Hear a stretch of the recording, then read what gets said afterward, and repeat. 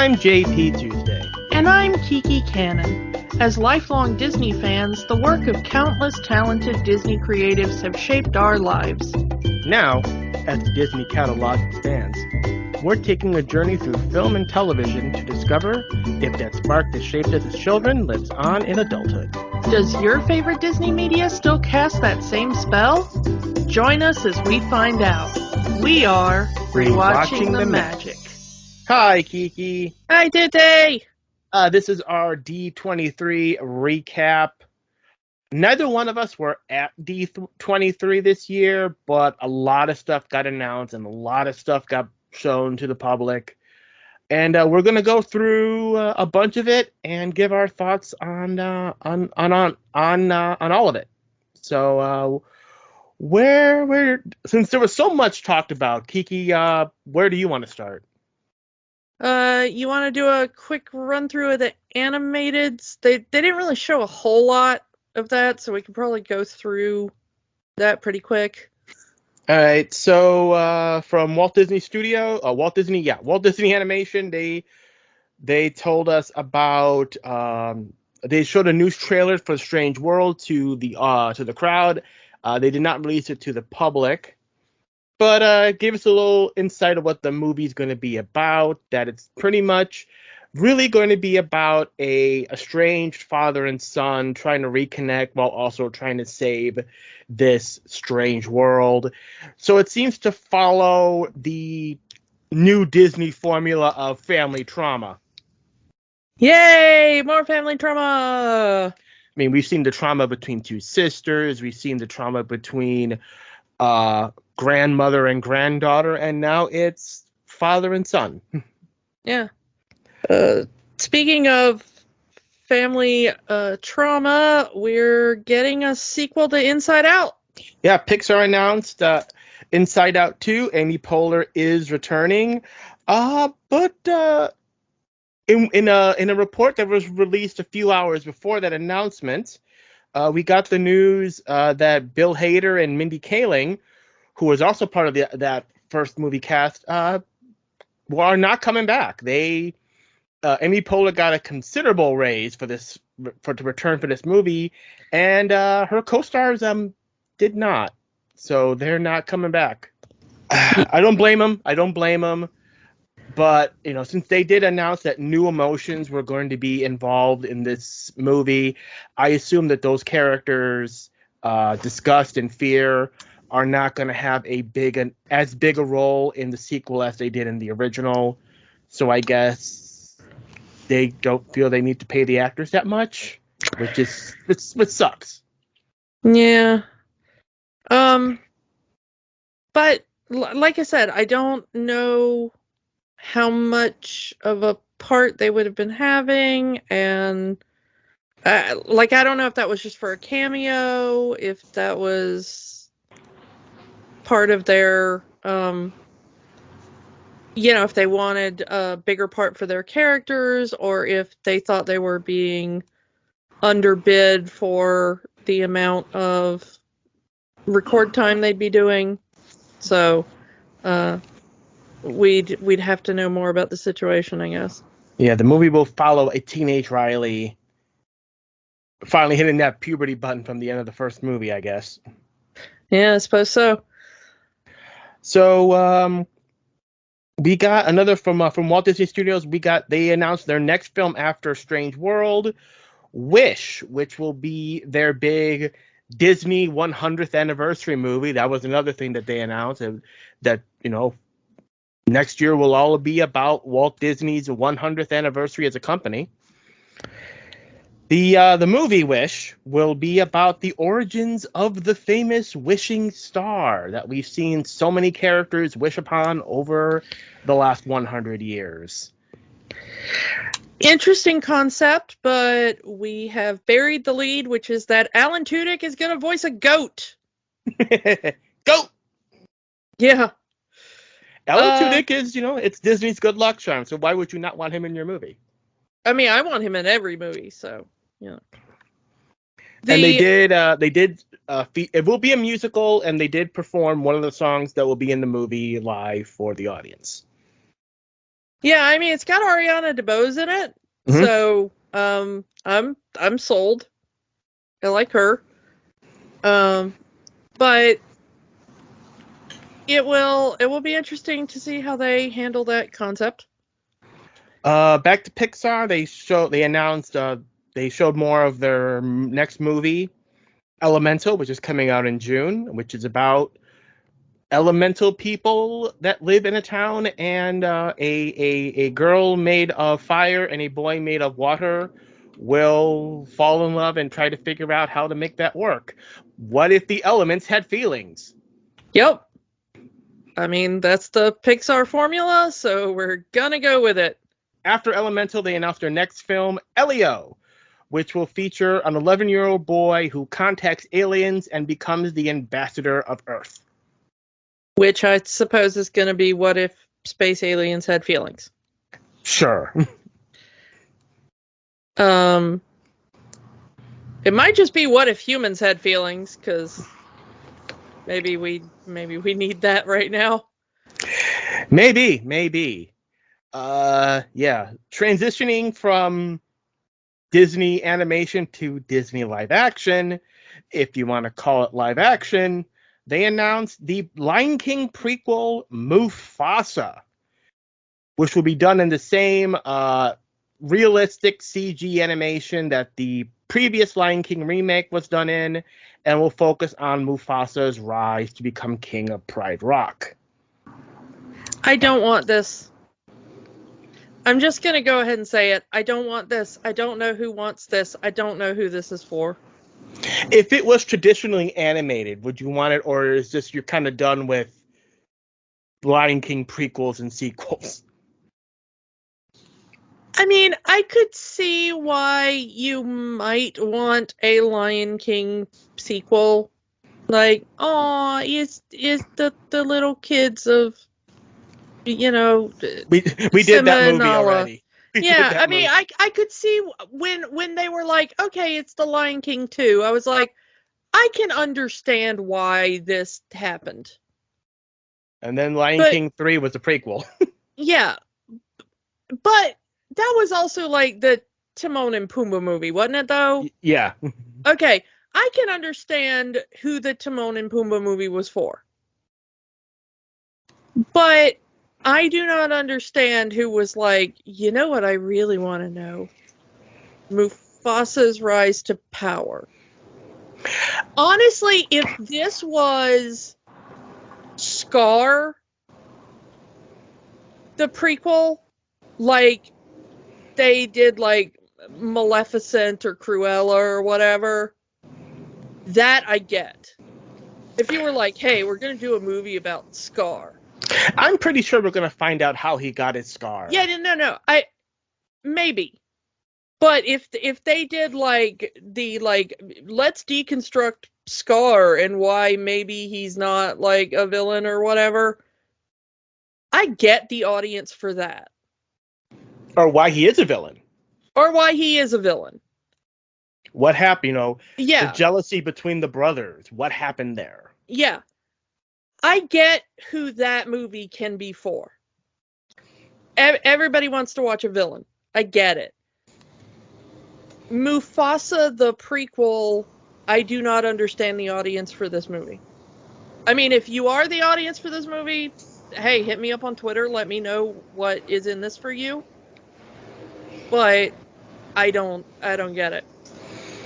All right. So then came the thing that broke the internet. The first teaser for The Little Mermaid remake. People who were at the event got to see the complete part of your world scene. We saw about 5 seconds, and everyone lost their minds. Either how can Ariel be a black girl, or the thing that got me was dozens and dozens of black girls losing their minds that Ariel is now one of them. It looks like them. Videos of little girls saying she looks like me, mama, she's a black girl. What is this feeling in my heart, and why are my eyes leaking? Those are such cute little videos. Yeah. Also, anything that makes a racist just go like, meh, meh, meh, meh, meh, meh, this isn't accurate to the story. The author is spinning in his grave. I mean, newsflash, Ariel dies in the book.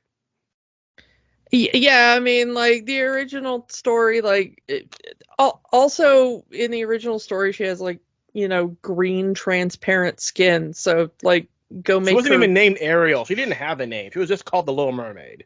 Also, it's a story about a bisexual man working through his feelings about not being able to be with the man he loves. So the fact that this story isn't like super gay also has the author spinning in his grave. So maybe shut all of the fuck up. Yeah. You're gonna have to bleep that. Sorry. This PG-13 podcast, you got your one. Yeah, that was my one. That's your one. I need racist and bigots to shut up, please. There's my one. But yeah, no, I thought it was fine. It's a teaser. She's a good singer, and the CG looks nice. Yeah. The pipes. That's what got me, was that all you really need for Ariel is to have, the whole thing is her voice. So if you have the voice, you got it. And she's got the pipes, she's got the voice. Yes. I feel like I have to see this movie just to stick it to the racists. Yeah, I mean, it's kind of the same. Like, whatever. We got a full trailer for Hocus Pocus 2 after that teaser from a few months ago. The full trailer for Hocus Pocus 2 was released. It's coming in at the end of the month. It's fine. It still feels like Disney's The Craft to me, and that's not a bad thing. No, I mean, I still like it, Yeah. It's gonna have the the witches. It's gonna have Doug Jones back. I mean, it's Yeah, I gonna wanted to have, mention that. Yeah. And they made sure to let you know, because they ended that trailer with Billy coming out of the grave saying, "No, I'm a good zombie." Yeah, I mean, how do you not like that? And it looks fine. It looks fun. It looks good. I'm gonna watch it. I mean, so far no complaints. Yeah. I mean, I can't make a full decision until I see the full movie, but so far everything's got me still wanting to watch the movie. So It's fine. Yeah. It's fine. Again, September 30th, we'll see how that goes. The one that I want to talk about, though, Disenchanted, coming on November 24th. It took the one thing that I didn't think of, because I kind of had an idea what the story was going to be, that it was going to be, real life isn't really what Giselle, is it as satisfactory to Giselle as she thinks, so she wishes for a fairy tale life. But she's a stepmom now. What role is the stepmom in a fairy tale? I am ready for evil Giselle. Oh man, Amy Adams going back and forth in the trailer between adorable Giselle and evil Giselle is so fun. And, everyone's falling into their archetypes, because you have the owner of the land who becomes the queen. And obviously you have their stepdaughter who falls into that Cinderella role. I did not think about this until like yesterday at work. We don't really see Robert in the trailer all that much, which makes me wonder. We know what happens to the father in these stories. Or at least one parent, yeah. Yeah, so it's like, oh, I was thinking, oh yes, and then it hit me. Oh no. Oh, well, the thing are we gonna see Patrick Dempsey die in this movie? I mean, he might like suffer an accident and end up in a coma or something. I don't know. Yeah, I was with you in the fact that like Giselle learning that real life is not so much happily ever after. I mean, they start the trailer with her saying, happily ever after isn't what she thought it was. Well, the thing about fairy tale tropes is that they always end at the wedding. Mm-hmm. And she says, back in Andalasia, the hard part was finding the happily ever after. The hard part was finding your true love. So she found her guy, and that's where the story in the fairy tale always ends. Mm-hmm. You know, you've got that kiss at the altar and end of movie. But that's not the real world. That's the start of the story in the real world. Yeah. You know, and then it's what happens after that. So I like that if we're going with the deconstruction of fairy tale stories, well, yeah, what happens after that? And James Marsden still in perfect as Prince Edward, or King Edward, as we call him. Should we call him now? Yeah, I guess so. I like how he's the one that kind of puts the idea in her head. If you don't like the way the world is, change it. Well, the interesting thing is that we do see that Giselle has a child of her own. Yeah, they have a baby at the start of the movie because she has a baby. Mm-hmm. And that is not usually a thing in most fairy tales, at least in the kind of Disney ones Mm-hmm. that they do. You don't usually have the stepmother with another child. Sometimes you do, because you have the wicked stepsisters in, you know, the Cinderella story and stuff like that. But they're already grown and, you know, Cinderella's same age and stuff, and they're not related to her, which is the important thing. They're from another marriage and biologically not related to her at all. So that they can be wicked and evil and, you know, usurpers to whatever she has. But this would be, you know, biologically speaking, at least, you know, her half sibling. And so that's going to be a little more complicated family dynamic there. Mm-hmm. That we've got this small baby in the mix, and so even if you've got the teenage girl who's maybe now the target of ill will for our Giselle turning evil, what part is the baby going to play in this? Yeah.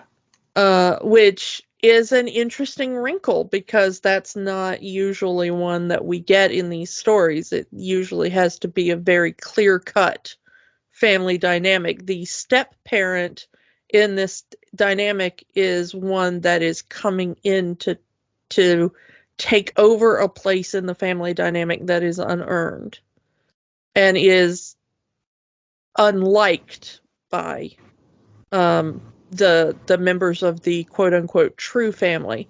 But that's not going to be the case here, because everyone does like Giselle. You know, the teenager, even though she's, I think, going through some teenage angst, moving to a new town and all that kind of stuff, and the changes with the new baby, and every, you know, you remember what being a teenager's like, you know? Yeah. So, I mean, you know, all that goes along with that. She still has love for her family, and she still has love for Giselle, I'm assuming, and, you know, so it's going to be interesting to see, and I can't wait to see what they do with it, and I can't wait to see what part we get with James Marsden and Idina Menzel coming back Mm-hmm. for this. Like, what part do they play in the story? And it's supposedly it's another musical, so we're going to have some musical numbers. Oh yeah, there definitely are. You do see musical numbers seeping in because Of the fairy tale world, I assume. Because of the fairy tale world, as she starts changing it, you do see that she's performing musical numbers in the real world setting there.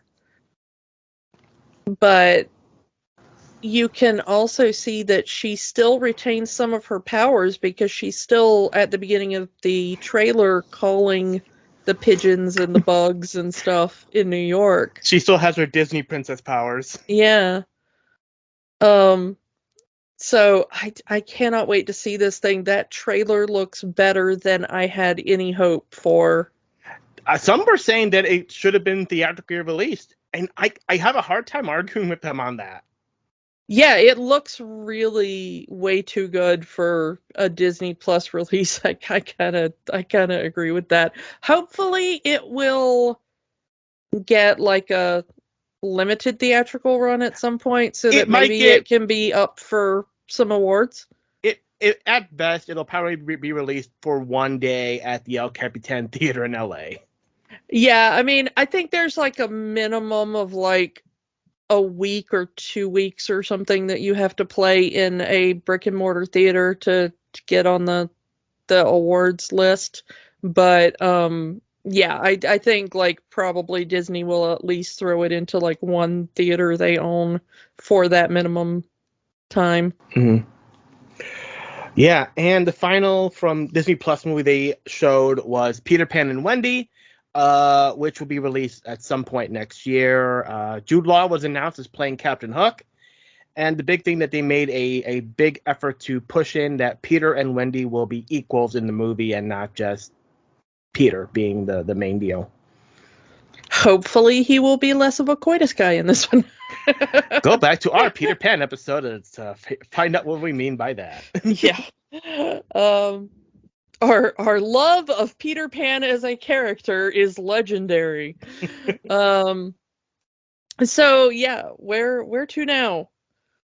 20th Century Studios. Let's go with that. Avatar: The Way of. That's all they showed was 20 minutes of Avatar: The Way of Water. They handed out 3D glasses to everyone in the venue, and they showed 20 minutes of the movie. That's all I got. Yeah, you want to talk about a film I am not at all giving a crap about either way. I think James Cameron is falling into his George Lucas prequel era where it's all about the special effects and not so much about the story.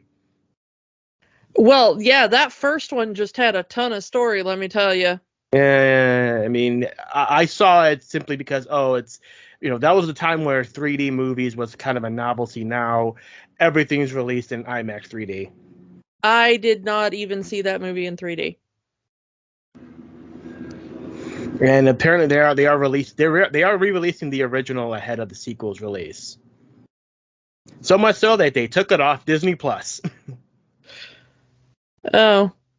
Yeah. Darn. How will I ever catch up on the complex story and world building of Avatar before the sequel, which I probably won't even see until it comes out on Disney Plus, honestly. Probably. So let's move on.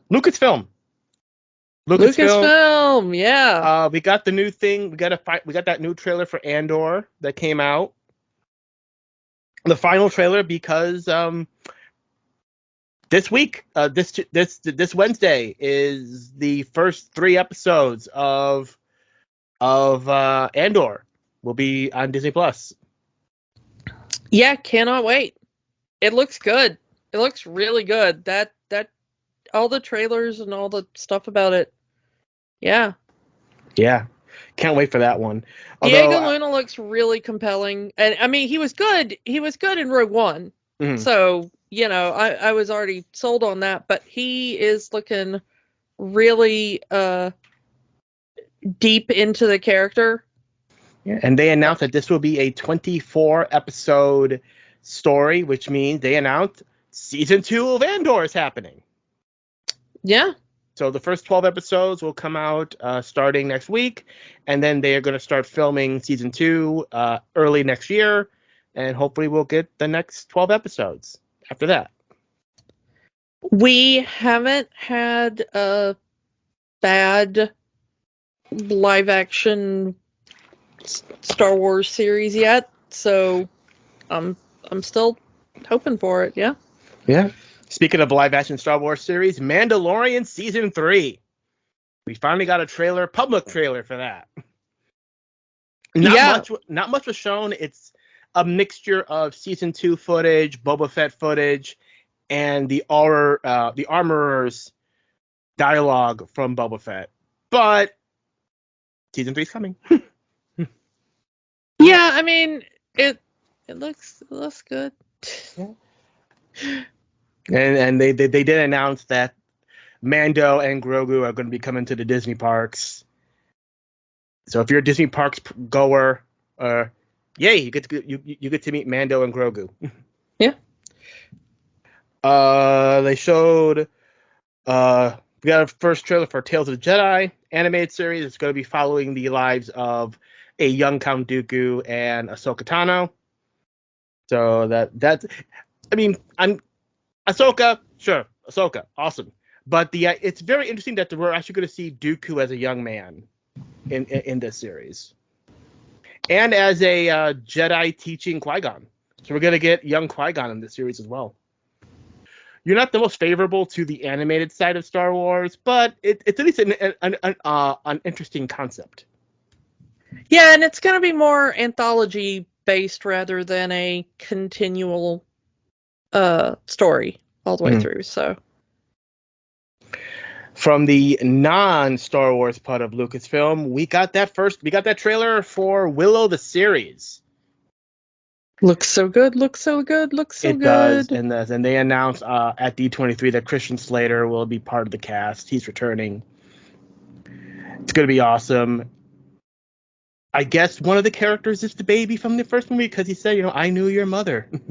Yeah. So yeah, well, you can't really do a sequel series and not answer what happened to that baby. True. I did like Warwick Davis when he was on stage made an allusion like the Force is strong with this series. Wait, wrong franchise. The magic is strong. I almost expect him to say, no, wrong franchise again.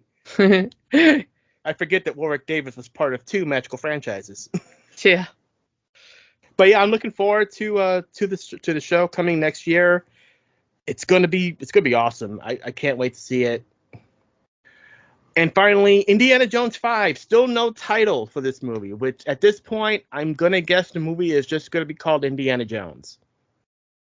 They showed a trailer. That was not released to the public.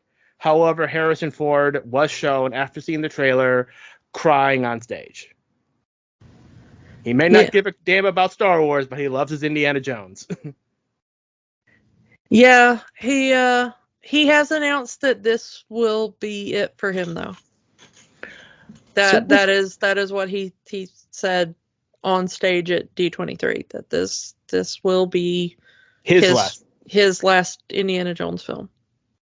So that's going to be very interesting. And where they decide to continue, if they decide to continue with the franchise, will that be how? I mean, how do you do it without? I mean, it might be like a young Indiana Jones thing again.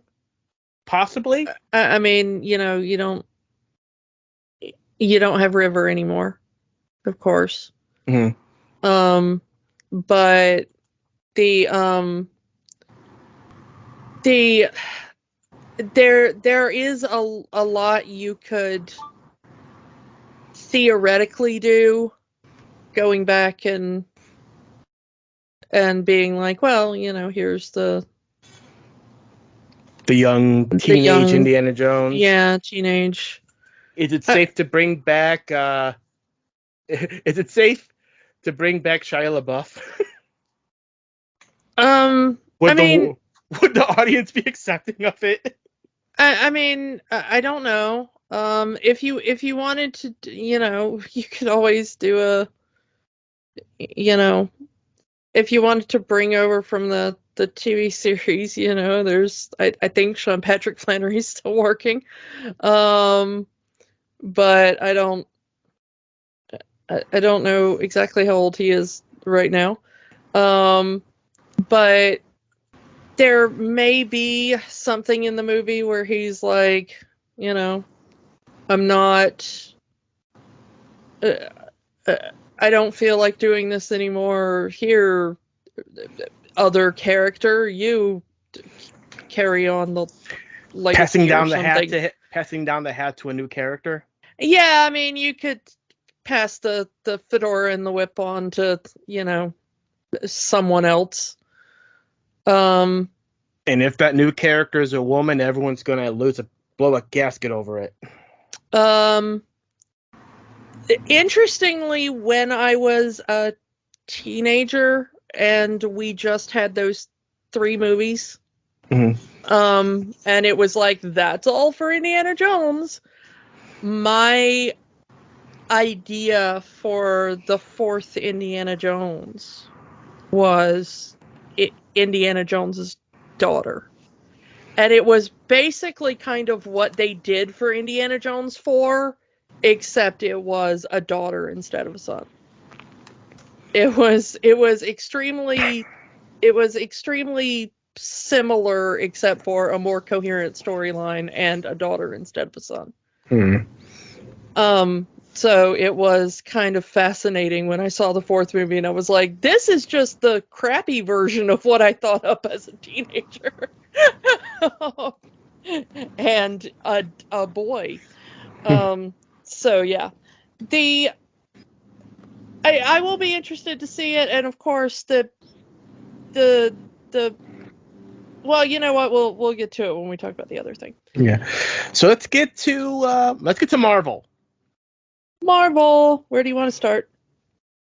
Worth the price of admission that Marvel started their panel with a live performance of Rogers the Musical? Yeah, that was cool. If I could have been there, that would have been worth the price of admission alone. Yeah. We have Avengers Campus. There's a theater right there. Just put it right there, and I'll go see it every time I go to Disneyland. But let's get to what they showed at. I just a side note. I don't know why that's not a show at the parks. Maybe not like a full show, but I don't know why you don't have a stripped down version of that show as a thing for Avengers Campus. Yeah. If you're Disney. That was such a funny moment, and the fans loved it so much. Put a couple of more songs in that and make that a show just like you have some of the other live shows at Disney. That theater, that I'm talking about, the Hyperion Theater, that used to have the Frozen musical, and they had a 1-act version of Frozen. You can have a 1-act Marvel, here's everything that happened in the MCU up to the first Avengers movie. Well, no, just have a 1-act Rogers the Musical. And have it be goofy and cheesy, and have it end with that song. Just write a couple of other songs and have it be a goofy in-universe MCU show of this is the goofy show, or at least part of it, and be like, come watch the touring company of Rogers the Musical or something, and sell it as an MCU in-universe show on Avengers Campus. That would be funny, and I think everyone would love that. Yeah. Marvel fans would eat that up absolutely, and then you end with that song because it's so goofy and fun. And it would be a fun little break in air conditioning for people wandering Avengers Campus. So yeah, I don't know why they haven't done that. It would be absolutely brilliant as a show, an indoor show for Avengers Campus right there. Yeah. So let's get to what they announced. I feel so bad for so many Marvel fans because they had their expectation turned up way too high. Like, they're going to announce the Scarlet Witch movie. They're going to announce the X-Men movie. They're going to announce Deadpool movie. It's like they just announced the next 2.5 years of movies 2 months ago at San Diego. What do you want? Well, I mean, we know what we want, and we've told them what we want. The fact that they're apparently not listening is a completely different thing. But we've kind of been telling them what we want ever since the Fox merger. So, There's, according to some news outlets, there's some contractual obligations that prevent them from doing it right away. But Yeah. that's a Throw money at it. You're Disney. Throw money at it. I bet you those contractual obligations are going to go away real quick. So anyway, let's start with Fantastic Four. Everyone expected the cast of Fantastic Four to be announced. We did not get that. We got a director. Matt Shackman, who directed WandaVision, will be doing the movie. And since he already kind of knows how to do a family of superheroes, I'm pretty sure he will know how to handle this. You know? I mean, maybe just give us a official release of the, really goofy Fantastic Four that was never released. That's all we want. Release the Roger Corman Fantastic Four officially. Make that canon. That's all we want. Maybe. It's better than the officially released Fox versions.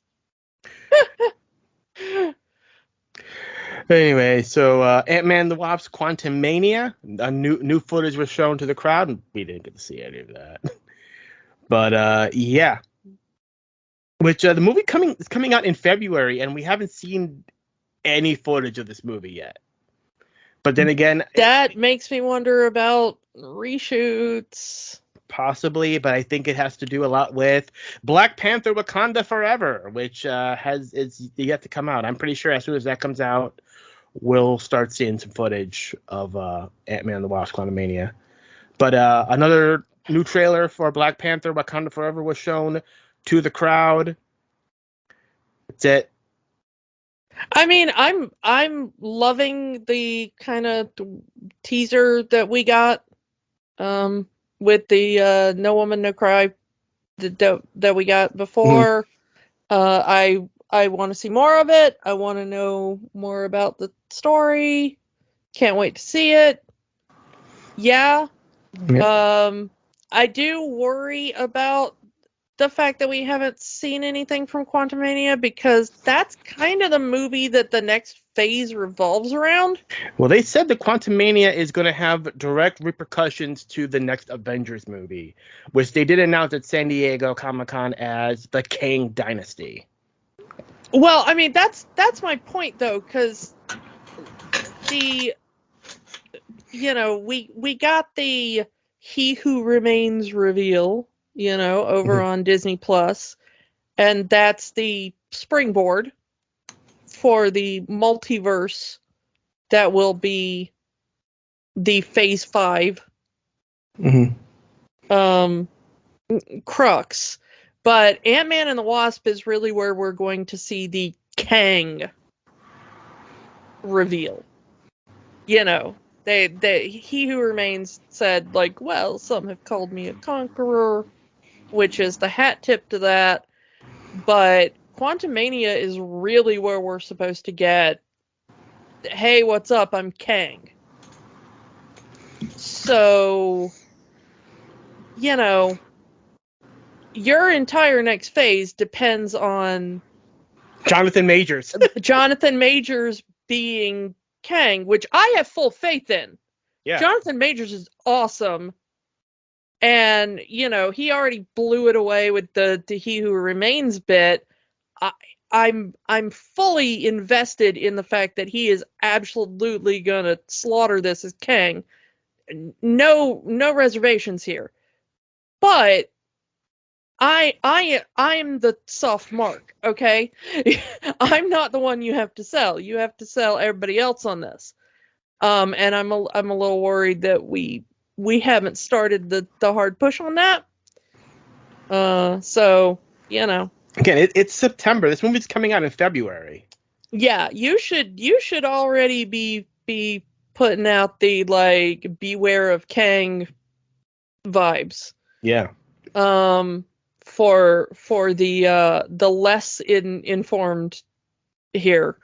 But I understand if you don't want to step on Black Panther's thunder, because that's important too. Especially since they're really pushing the Chadwick Boseman tributes with this movie. Yeah, and of course everybody's wondering who's in the suit, because we did get an image of somebody in the suit, and it is new footage. Yeah. That's not just a reuse from the previous movie. Because this Black Panther is facing off against Namor. Yeah, and I mean, that's anybody's guess at the moment. Yeah. There's a couple of contenders from the comics, but it really is up for grabs in the MCU, because the MCU does not always follow the comics. Yeah. Yeah. So, the other big one that they announced is going to be Captain America: New World Order. It's going to be one more for the good guys. Not that New World Order. No. Yeah. Captain No. America's not going to fight Hulk Hogan and Kevin Nash and Scott Hall. That would be funny, but no. So they announced some new cast members for New World Order. Tim Blake Nelson is back, and he's finally going to become the leader. Well, this is an interesting one, because fan theory for She-Hulk, maybe skip ahead a minute or two if you don't want to hear fan theories for She-Hulk, which is still currently airing as we're recording this. There are people who have wondered if Tim Blake Nelson might not show up in She-Hulk. As of this recording, he has not. But there are some things going on in She-Hulk that make people wonder if the leader might make an appearance in She-Hulk. A lot of we've seen the Wrecking Crew that they're after She-Hulk's blood. Who was the character who wanted Hulk blood?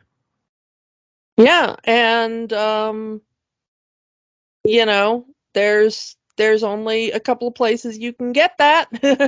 There's the Hulk and there's She-Hulk. So if somebody's out there looking for Hulk blood, who's going to be interested in that? Well, the leader is one of those few people that we know of in prior MCU things. And given that they've now made Abomination a fully fledged member of the MCU. Yeah. And given that they're now saying Tim Blake Nelson is going to be the leader in this new Captain America movie, they are fully integrating that Edward Norton movie with the MCU, which they already kind of did in What If? Mm-hmm. When they redid some of the scenes from that movie, but they animated... they made him look like Mark Ruffalo. Yeah, they animated Mark Ruffalo's face into those scenes where Edward Norton originally appeared. Which makes me hurt that William Hurt is no longer with us. Yeah, I mean it is sad that he can't be there to be part of that. But William Hurt as Red Hulk would have been awesome. Yeah. They have already hat-tipped Edward Norton in She-Hulk, where Mark Ruffalo makes a joke that he was an entirely different person when he last fought Abomination, which was a nice joke. So it might be that Tim Blake Nelson's first appearance in the MCU proper may not be in this Captain America movie. We may get it much, much sooner, as within the next couple of weeks. Yeah. So the other one they announced was Thunderbolts. And we got our Thunderbolts team. And Talk about not following the comics. Well, obviously, as I mentioned, William Hurt no longer with us, so Thunderbolt Ross cannot be there to lead the Thunderbolts. Yeah. We got Val as our leader. And our team, Ghost, Red Guardian, Yelena, Winter Soldier, U.S. Agent, and Taskmaster. This team is very woman heavy. I don't mind it, but people are gonna. Yeah. And you know what? I don't care. Let them whine. I like this lineup. It'll be interesting. This does mean that we won't be getting Winter Soldier over in the Captain America movie, because he's gonna be busy. He's gonna be busy with Thunderbolts. A lot of people were disappointed that Zemo was not announced as a main in this movie. He might be the villain, though. We don't know. Yeah, I mean, but also he might show up in Wakanda Forever, because that was the last place we know he's going. Yep. He was being taken off by the Dora Milaje with at the end of Falcon and Winter Soldier. So he might make an appearance there, which might lead him into a breakout. We don't know. I mean, he might escape or be let go during the events of that movie. But this does give us confirmation that Ghost is still alive after the events of Ant-Man and the Wasp. But now it's Ghost and 5 super soldiers. Yeah, that's a lot of super soldiers. This is like every super soldier we've seen in the MCU minus Captain America, really. And then there's Ghost. Yeah. So yeah, it's gonna be a super soldier heavy team. I'm not necessarily saying that's a bad thing. Okay, but yeah. Yeah, and we will find that out in 2024. So they haven't even filmed the movie yet. The main cast was there, with the exception of Florence Pugh, who had other engagements, but she did send a recorded message to the fans at the event. So yeah, she's off being the drama on the film festival circuit right now. So she's having her own issues right now. The Marvel shows, they showed some scenes from the Ironheart series. Again, not released to the public because her debut is going to be in Wakanda Forever. So I guess they did what they could to not spoil that, I guess.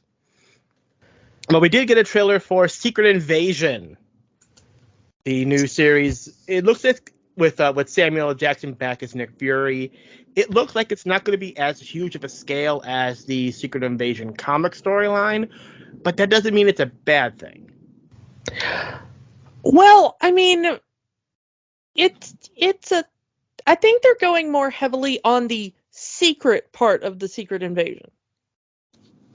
I think they're leaning more heavily into the idea of the Skrull replacement on Earth rather than the Skrull invasion of Earth. Yeah, rather than the part that was, out in space. And I would assume that they're not going to be replacing any major heroes like in the original, in the comic storyline, but more or less replacing important figures in the political sense. Like we could have world leaders that were replaced by a Skrull, and Sam Jackson has to figure it out. Yeah, or maybe surviving members of the World Council, and other bits of that, or maybe some smaller scale things. We did see Maria Hill back. Yeah. Talos, we saw him as a human, as the same human character he had in Captain Marvel. Yeah, I mean, it's going to be difficult on the scale that they're doing, especially as a Disney Plus series, to do the kind of, hey, we're replacing all the big heroes, especially since some of the heroes that got replaced are now no longer a going concern in the MCU. Yeah. So they're going to have to change the story a little bit, and I think they're trying to make it more Nick Fury as a spy. Which we haven't really seen that in the MCU. I mean, that's how the character started, was as a spy. Yeah, so I'm going to be very fascinated in where it goes, and like I said, I think they're leaning very heavily into the secret invasion part of the invasion. And More secret, not so much invasion. Yeah, I like the idea that this is going to be going on as a separate layer while everything else is going on. And they said that Secret Invasion will lead into Armor Wars. The Secret Invasion trailer did show us Don Cheadle back as Rhodey, and Armor Wars will feature Don Cheadle as Rhodey as the main character. I don't think they've even started filming the series yet. Yeah, there's no premiere date. There's no anything. There's no footage. There's no. Yeah, it's just like Don Cheadle as Rhodey in Armor Wars. So, Echo. But we got that. Everyone's coming back. Vincent D'Onofrio. Footage of Vincent D'Onofrio as Kingpin with an eye patch was shown, so it looks like he survived. Yeah, and once again, they're not telling us when that's going to come out. But they do have a few, production pictures and stuff. So I think they've started with that. But speaking of Vincent D'Onofrio, that leads us into the other panel he was on, which was the Daredevil Born Again panel. Yeah, Daredevil Born Again. Charlie Cox, Vincent D'Onofrio back, and yeah, there's been some rumors of what the show might be, but we'll see. Did Daredevil get justed during the and this is his great return back to Hell's Kitchen? Well, the interesting thing is, if Charlie Cox is telling the truth, he has not even seen a script yet, because one of the things he said at D23 during interviews was he has not even seen a page of script. He has no information on what they want to do. So they haven't even started production yet. They will not start production until 2023, according to what has been released. And they say it's going to be 18 episodes, so let's see how that goes. Yeah, 18 episodes. It's the longest episode order that we've gotten so far for a Marvel series. Yeah. So that's kind of fascinating. I will be really interested. He's already kind of put out people he hopes they can get to come guest star. Maybe. I mean, Charlie Cox is supposed to guest star in She-Hulk. That episode has not aired yet, as of this recording. He's already been confirmed. He's already confirmed that. Yeah, that episode hasn't aired yet, as of this recording. But could we possibly see She-Hulk in the Daredevil show? Well, that's what he wants. He's hoping. He said, "I will be on She-Hulk. I have gone, and been on She-Hulk. I would hope that we could work She-Hulk into that." He's also best friends with Tom Hiddleston, so he was like, if we could get anybody to come pop in just for 20 seconds to say hi, that would be who I would choose. But that's just because I want to work with my best friend. So he's like, I have no idea how that would even work. That makes no sense, but it would just be fun. So speaking of Tom Hiddleston, Loki season 2 trailer was shown at D23. Yeah, not released to the public, unfortunately. Because they're still filming the show. Well, yeah, I mean, they are still filming. They have been filming for 12 weeks now, I think. Mm-hmm. But they've released a little bit of rough cut footage, it seems. We got some pretty good descriptions of what that footage is. Also, we got a new cast member, which has shockingly not leaked until he stepped out on stage at D23, which was a surprise to everyone when Ke Huy Quan, also known as Short Round from Indiana Jones, There's a great picture of him and Harrison Ford reunited at D23. Yeah, that was what I was gonna say with when we talked about the Indiana Jones thing, is they met backstage. Harrison Ford and Ke Huy Quan were able to meet backstage and have a picture together, and the two of them just smiling. I mean, you never see Harrison Ford smile for anything, and there's just pictures of him just beaming. But yeah, but most recently though is Ke Huy Quan just returned to acting, famously for Everything Everywhere All at Once, another multiverse project. And the most fascinating part of that is that the two directors of that film were originally supposed to direct Loki season 1. And they were, I don't know whether it was a scheduling thing or creative differences or what, but they passed on the job. They're professionally known as the Daniels. And when the Daniels passed on the job, they gave the job instead to Kate Herron, who ended up being the director for season 1. And the Daniels went on to direct Everything Everywhere All at Once. And now in season 2, Ke Huy Quan is joining the cast. And in interviews, after he was announced, after the panel, he said that he is a giant fan of the MCU and has been following it the whole time and is very much into it and was thrilled to be able to participate. It's apparently in the footage he is seen as a analyst for the TVA. Apparently, from what I understand, that some footage actually showed Jonathan Majors and Tom Hiddleston in some sort of fight.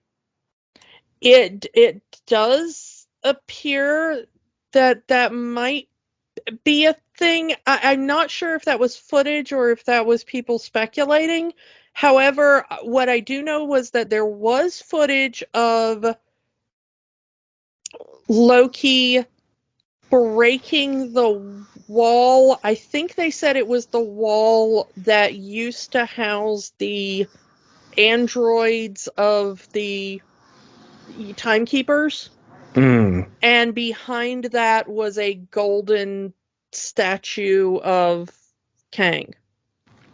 However, there is one thing that everybody has been talking about, and I will read it because it is fascinating. This is a transcription of the audio. It does show Loki being pulled through the multiverse. At one point, it shows multiple Lokis in the same place, and by multiple Lokis, it does seem to mean multiple Tom Hiddleston version of Lokis. So not just variants like the army that was with President Loki, not in that sense, but multiple versions of Tom Hiddleston Loki. But at one point, he is speaking to Mobius, and he says, "This is going to sound strange. I am being pulled through time. I saw terrible, awful things. This is about everything, but there's nothing that stands between this world and our destruction." Mobius says, "War is on the way. A little over the top, don't you think?" And Loki said, "I thought it was spot on." But then Loki says, "I can't be the problem anymore, Mobius." And Mobius says, "Who said you were?" Loki replies, "Iron Man, Captain America, Hulk, Black Widow, Hawkeye, Phil Coulson, Thanos, Nick Fury, my father, my brother, Miss Minutes, you. And then apparently that's the end of the trailer. So a war is coming that could destroy the multiverse. I wonder if that's going to be kept a secret or not. But I'm dumb. Yeah. But the thing is that during the panel, both in kind of a little cheeky riff between them, Tom Hiddleston and Kevin Feige did say that the events of Loki season 2 will directly lead into the Kang multiversal war, the phase 5. So that just like Loki season 1 set up the multiverse. phase 4 and the multiverse, Loki season 2 will basically set up the premise of the phase 5 big part. So it seems that I've joked for a long time that the MCU is built on two things: daddy issues and Loki. And it seems that they're continuing with that trend of the fact that Loki's kind of the linchpin of the entire MCU. And every time they start a new phase of the MCU, Loki somehow seems to be involved. I suppose that's a way of knowing where the MCU's bread is buttered. Yeah, I can't wait to see this. It sounds great. I mean, more Loki is always good. But the one that piqued my interest of the Marvel stuff, long rumored, long discussed, the rumored Halloween special from Marvel, Werewolf by Night. I know very little about this character other than the fact that he's a werewolf and he turns to one at night, but that's all I really need. I mean, this was always one of the funniest Marvel titles to me, as in literal titles, because of course you're a werewolf by night. That's when werewolves happen. But it's usually werewolf under a full moon. This is just a werewolf who becomes werewolf at night regardless. The thing about it is that we're going to get Man-Thing in this. Yeah, we got Man-Thing in the trailer, which there are Man-Thing fans, so they were excited, and I'm very interested because in the comics he's like the keeper of the multiverse. So this might tie into the multiverse even more. My favorite joke that I saw on Twitter about this was, yeah, but is he going to be giant sized? That's one for the comics fans. But the best part of Werewolf by Night is it's our old friend Kirk Thatcher. He is one of the actors in this thing there. He's if you watch the trailer, he's the guy there with the spiky punk hair and the leather jacket and the beard and all that you can see right there at the beginning of the trailer. Yeah. Yeah. And I don't know if it's just a trailer, but if they keep in the black and white motif, it might actually give it a bit of a novelty, and I like that. Yeah, I hope that that's not just a gimmick for the trailer. I hope that's a gimmick for the whole special. Yeah. Yeah. So it looks great. The vibe looks great, and it's gonna have Gail Garcia Bernal in it. So that's gonna be cool because like him. So yeah, and it's unfortunate. I mean, one thing that I'm kind of sad that they didn't show is that they showed us nothing from the Guardians holiday special, which is supposed to come out in December. Yeah. But they packed a lot into that time that they had. But again, I know very little about the character of Werewolf by Night other than the fact that he's a werewolf, but that's really all I need to know. But yeah, October 7th, we will see. I'm always interested in the idea of more supernatural characters introduced into the Marvel Universe, because we have Blade now. Black Knight, if you want to count that. Now we're getting, Werewolf by Night, Man Thing. There is a version of the Frankenstein monster in the Marvel Universe. There are mummies in the Marvel Universe. Let's I mean, do honestly, what there's everything in the Marvel Universe. vampire, yeah. So that's like, yeah. let's do what Universal couldn't do and do the Dark Universe right. Yeah, no, I mean, there's whatever you want to pull out of the Marvel Universe, it's there. If you want to do comedy or horror or, drama, deep, tragic stories, you can do that. I mean, and you can do them all within the span of the same character, usually. So, Mhm. it's all there and it's all been done at some point, in the comics. So let's do this thing. Let's do Yeah. it right. And I love that we're pulling out some of these kind of weirder, lesser known characters.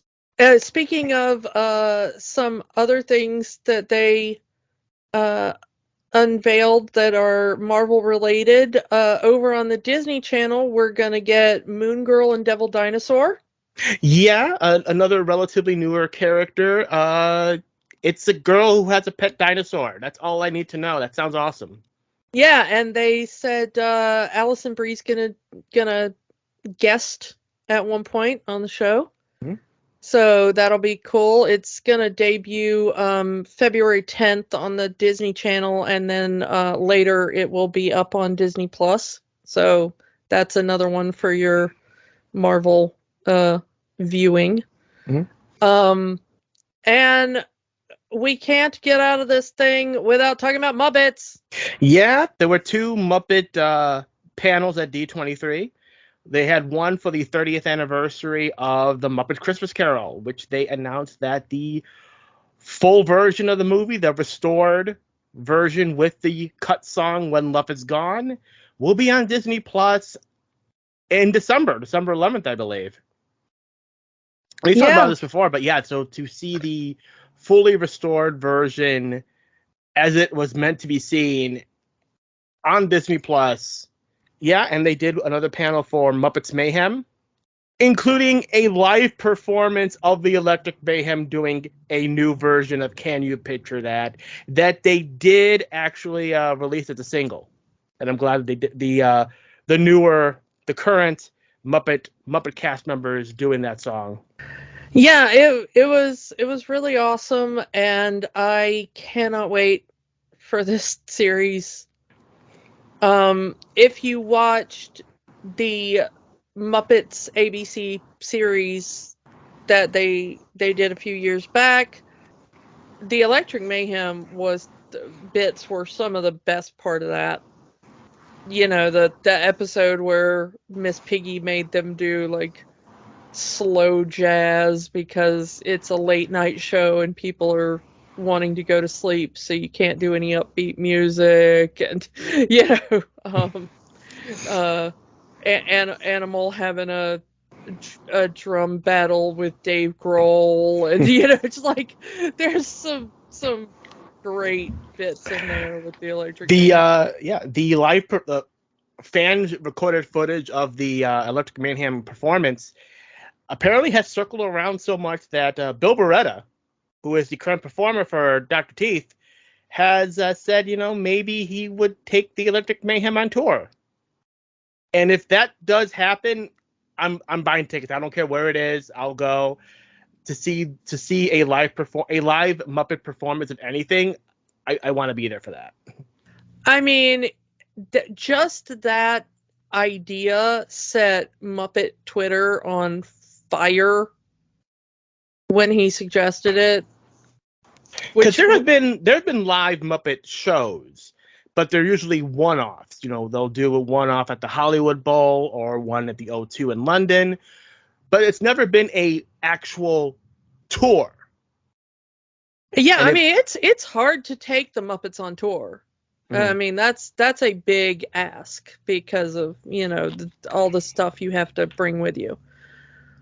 They seem to have laxed in that. I mean, they've straight up showed the Muppets performers straight on. People, they're visible, especially Well, during. we've talked about that before, about Mhm. that Jim wasn't precious about that.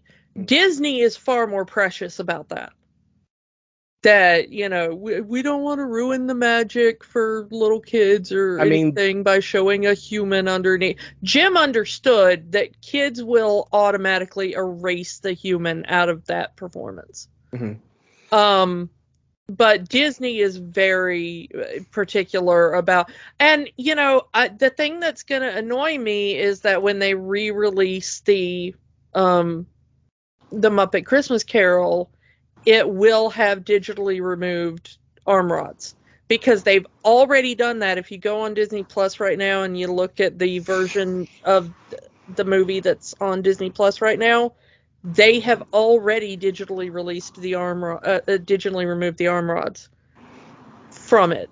Go look. It really is. It's really on there. Somebody pointed it out to me the other day because I hadn't looked since they first put it up and we talked about it on the show, and they hadn't done it yet when they first put it up on Disney Plus, but they've done it since then. It's probably part of the restoration process, the new movie transfer they're working on. Yeah. I kind of want to go and back to they've the other been Muppet doing movies, it. and I kind of want to go back to the other Muppet movies, see if they've done it for like the Muppet movie and Great Muppet Caper. I don't know if they've done it yet, but as they're working on things for Disney Plus, it seems that they're going into older stuff and removing the arm rods, and it's infuriating to traditionalist Muppet fans, I guess, if you want to call us that, because that's it's one thing to do it, and we already talked about how annoyed I was when they did it in some of the newer stuff. Mm-hmm. But they did it for the original release. Now that they're going back and doing it on some of the old releases after the fact, I'm really incensed about it. Because no, Muppets should have arm rods. Like I said, Jim wasn't precious about that. Jim understood that the human brain will just filter that out. The human brain is so good at filtering that out that I didn't even notice they were removing the arm rods at first in the ABC Muppets show, because I'm so used to just filtering them out in my brain. But no, leave them in. Leave them in. It's part of it. Mm-hmm. So And yeah. I mean, one of my favorite things was the footage of the performance of the Muppet Christmas Carol medley that they did. I don't know if you saw that or not.